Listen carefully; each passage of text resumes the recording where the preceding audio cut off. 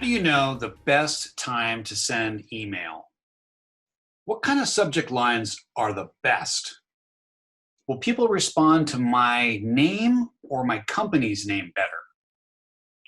These are very important questions, Grasshopper, and I'm going to answer them for you. Welcome to 20 for 20, where we share our 20 best tips for email marketing and business to celebrate our 20th anniversary. Today, I want to demystify the subject of split testing. First of all, what is it? Split testing is just a fancy way of saying, let's run an experiment. Let's say you took the advice from our last email and you wrote 10 subject lines for your message, which is a great idea. You've now narrowed it down to the two that both seem awesome, even though they're very different. How do you choose which one to use? That's easy. Use split testing. Here's how it works. Most advanced email marketing software or service providers like us can set up an email to try out both your subject lines on your audience. Let's say you've got 10,000 people on your list. You can send, say, 2,000 one subject line, 2,000 the other subject line, and then measure the results. The winning subject line would then get sent to the other 6,000 people on your list. So the software handles all this to make sure that random samples are seeing both the subject lines, and then it keeps track of them so they don't get two messages.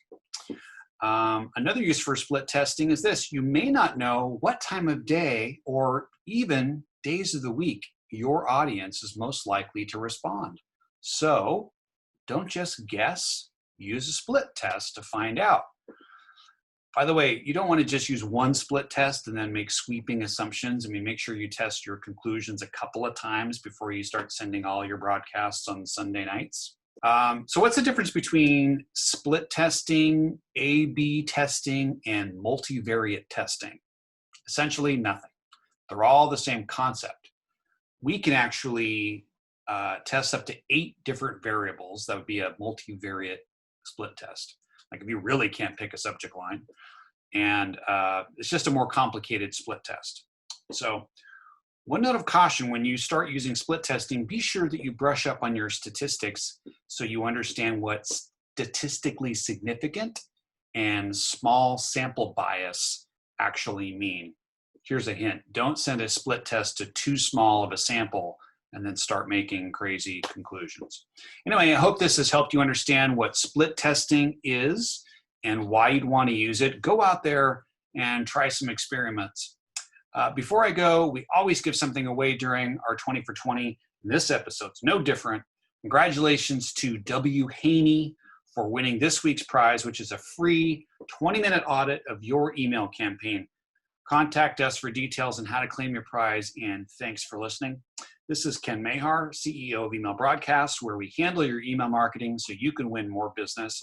If you're interested in a discussion on our service, the first step is to book a free 20-minute consultation, see if we might be a good fit for you. You can do that below. Thanks, and stay tuned for next time when I talk about your brand voice. Yeah, your brand has a voice, and I hope it's the one you intended.